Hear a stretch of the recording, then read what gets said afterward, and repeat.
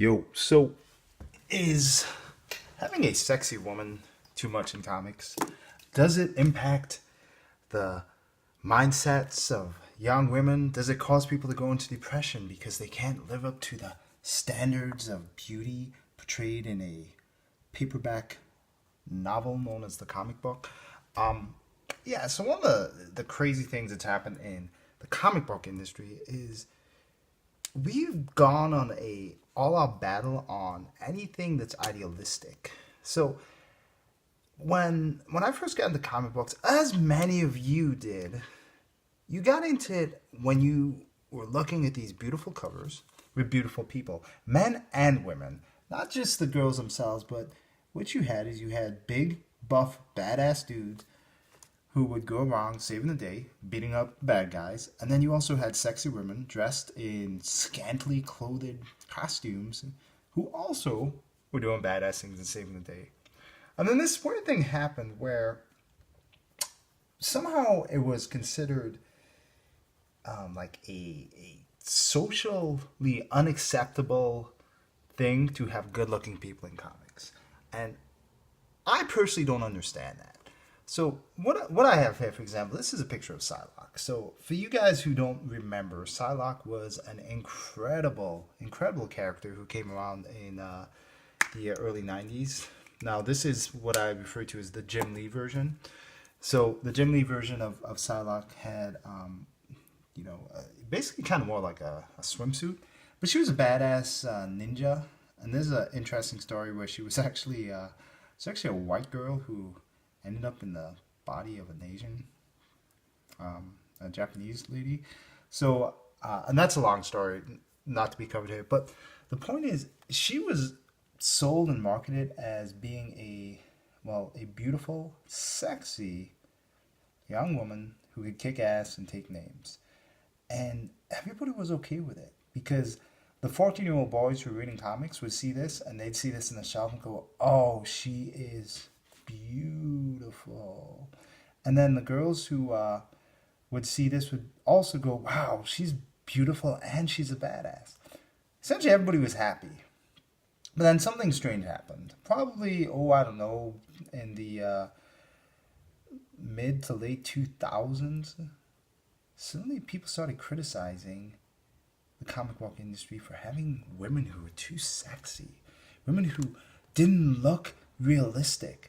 So, in what planet do you live in where people can fly, be bulletproof, shoot lasers out of their freaking eyes, but yet having a unrealistic or unattainable body type is a problem? I don't know. So, this is the problem when people start criticizing what is essentially artwork.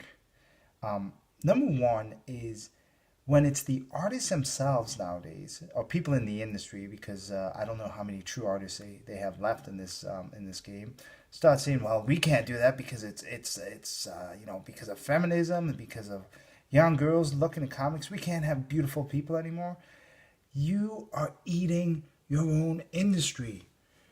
That is the dumbest thing in the world. You can criticize an individual artist, say, "Hey, Bob, he can't draw, he can't do stuff," or what he does. You could say Rob Liefeld. His women, their waist twice as long as they should be, and they look abnormal. You can't do that. But when you start criticizing the industry as a whole, you're criticizing the job that you're in. You're criticizing the field that you're in. So you are taking this enthusiasm that people have for comics and you're taking it away from them because you're the artist. You're the person who's part of the industry. You shouldn't be doing that. So when it comes to beautiful people, this is a fantasy, guys. Boys and girls, this is not meant to be realistic. I don't know when we started making comics as if they, were a day in the life of average Bob and Joe and Jill. You open up a comic nowadays and they'll have a story where like somebody's waking up from bed and like talking on the cell phone and hanging out on the couch and having roommate problems. I don't want to see that crap. I want to see beautiful people kicking ass, doing outrageously adventurous stuff in some crazy positions and overcoming obstacles and fighting for their lives and having to, really struggle to accomplish what they need to accomplish for and overcome the villains. You don't get that anymore. Now you get like people who talk about food. I don't get it. So what's the point of a very visual medium if you're not going to indulge in fantastical images?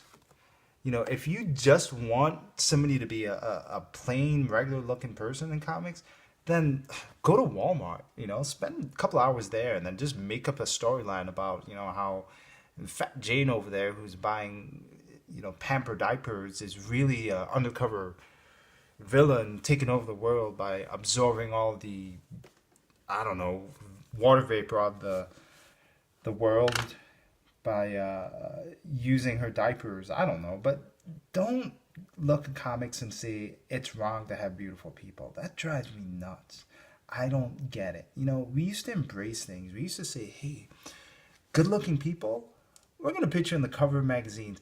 They used to do a Marvel swimsuit issue, and nobody had an issue with it. People would go, oh, this is awesome. This is when artists would come and showcase how well they could draw women, and how they could position them, and how attractive you could make them. And it was fantastic. It was awesome. Everybody liked it until somehow a few people said, oh, we can't have beautiful people.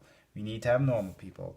We can't have fantastical events. We need to have normal events. We can't have good superheroes kicking ass and taking names. Nope, we have to have people sit in the couch and argue over diversity or some bullshit like that, So anyhow, the point of this is we need to get back to a point where we can let the artists just be artists, because let's face it, comics themselves were the people who generally got into comics and stayed in the comics and collected them long term were probably a little bit in the socially awkward side, if we're being honest. It's not like the popular jock was necessarily buying comics. Maybe you had one or two exceptions, but for the most part, it was sort of like the introverted kids or the kids who were into like Dungeons and Dragons and all that stuff.